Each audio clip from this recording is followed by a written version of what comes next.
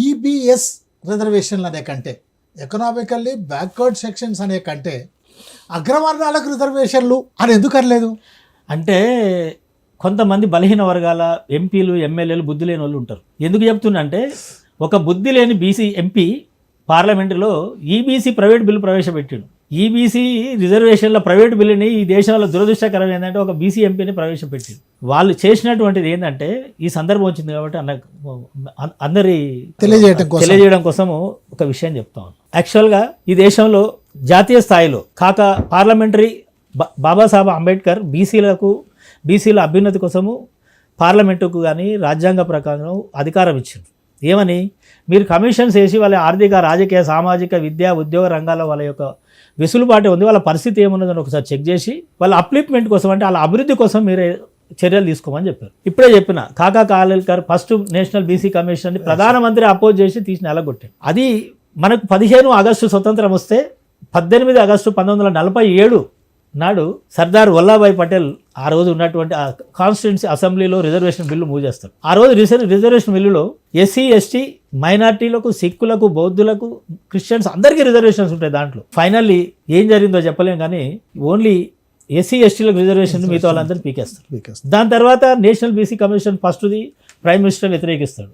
దాని తర్వాత మనందరికీ చాలామందికి ఉద్యమకారులకు తెలిసిందే, ఈ దేశంలో గొప్ప రాజనీతిజ్ఞుడు ఎవరైతే ఉన్నారంటే కన్సీరామ్, ఈ దేశంలో ఓట్లు మావి సీట్లు మీవా అని, మేమెంతో మాకెంత అని ఆయన చాలా పెద్ద ఎత్తున ఉద్యమం చేపట్టి 1992లో బోర్డ్స్ క్లబ్లో 45 రోజులు ఆయన దీక్ష చేపడితే దేశం మొత్తం లేచి కూర్చుంది. ఏమని, ఆనాడు మండల్ కమిషన్ నిధేయతను అమలు చేయాలని, ఈ దేశంలో బీసీలకు రిజర్వేషన్లు తేకుంటే ఇది ప్రజాస్వామ్యమే కాదు అని కన్సీరామ్ పెద్ద ఎత్తున నిర్ణయించినప్పుడు ఆయన 9/8/92 ఆ రోజు మనకు 9/8 ఆగస్టు 9వ తారీఖు నాడు పెద్ద ఎత్తున దేశంలో హర్తాల్ కార్యక్రమం చేపట్టిండు. మన విపి సింగ్ గారు 2 రోజులలో దేశంలో ఉప్పెన లేస్తుందని భయానికి 7వ ఆగస్టు నాడు పార్లమెంటులో మండల్ కమిషన్ నివేదికను ప్రవేశపెట్టి, మండల్ కమిషన్లో అనేక సిఫార్సులు ఉన్నాయి, 44 సిఫార్సులు ఉన్నాయి. దాంట్లో ఒకే ఒక సిఫార్సు విద్యా, ఉద్యోగ రంగాలలో ఓబీసీలకు రిజర్వేషన్లు.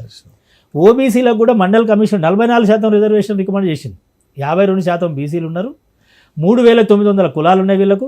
కాబట్టి 44% రిజర్వేషన్లను రికమెండ్ చేస్తే 27% రిజర్వేషన్లు ఇద్దామా, అసలు ఏం చేద్దామని ఆయన బిల్లును ప్రవేశపెడితే మనందరికీ తెలిసిందే, దేశంలో పెద్ద ఎత్తున కేసులు జరిగి, ఉద్యమాలు జరిగి, ఇందిరా సహాని అనేట ఆమె సుప్రీంకోర్టులో కేసు వేస్తే సుప్రీంకోర్టు చాలా క్లియర్గా చెప్పింది. ఎందుకంటే ఈబీసీ రిజర్వేషన్ల కనెక్షన్ ఉంది కాబట్టి చెప్తున్నా. ఇందిరా సహాని కేసులో సుప్రీంకోర్టు 9 మంది జడ్జిలు చాలా క్లియర్గా చెప్పారు, ఈ దేశంలో 1930 తర్వాత జనాభా లెక్కలు చేయలేదు.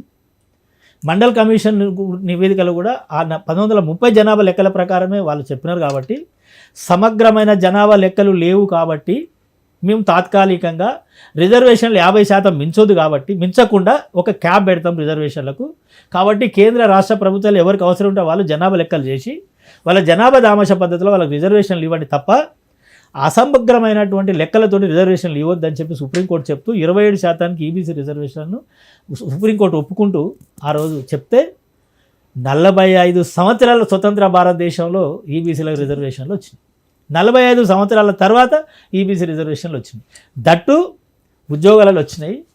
టిల్ 2008 వరకు ఇదే దేశంలోని అత్యున్నత ఐఐఎం, ఐఐటీలలో 2008 నుంచే బీసీలకు రిజర్వేషన్లు అమలవుతుంది, ఓబీసీ రిజర్వేషన్లు అమలవుతుంది. అంటే స్వతంత్రం వచ్చి 75 ఏళ్ళ స్వతంత్ర భారతంలో సుమారుగా 60 ఏళ్ళు బలహీన వర్గాలకు రిజర్వేషన్లు గల ప్రాతినిధ్యం లేకుండా ఉన్నాయి అన్ని వ్యవస్థలు కూడా. కాబట్టి వాళ్ళు ఏం చేస్తున్నారంటే, ఇటీవల కాలంలో ఓసీ కాంపిటీషన్లో 50% పోతే మిగతా 50%లో ఎస్సీ, ఎస్టీలు, బీసీలు, మిడిల్ క్లాస్ వచ్చింది. ఈరోజు చాలా మిడిల్ క్లాస్ రావడం మూలంగా ఏంటంటే చాలామంది కాంపిటేట్ అవుతున్నారు. ఇవాళ ఈవెన్ సివిల్ సర్వీసెస్లో కూడా చాలామంది బ్యాక్వర్డ్ క్లాసెస్ వస్తున్నారు.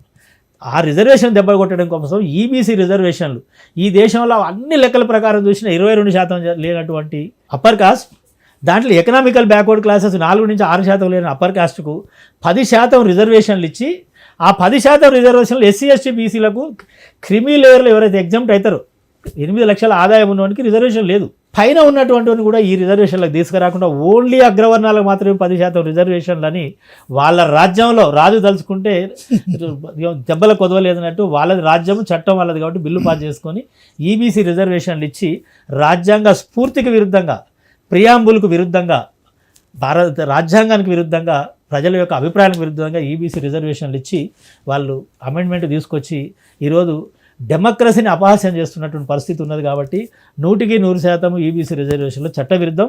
దీన్ని క్వశ్చన్ చేస్తూ మీరు అన్నట్టు 20కు పైన కేసులు సుప్రీంకోర్టులో ఉన్నాయి.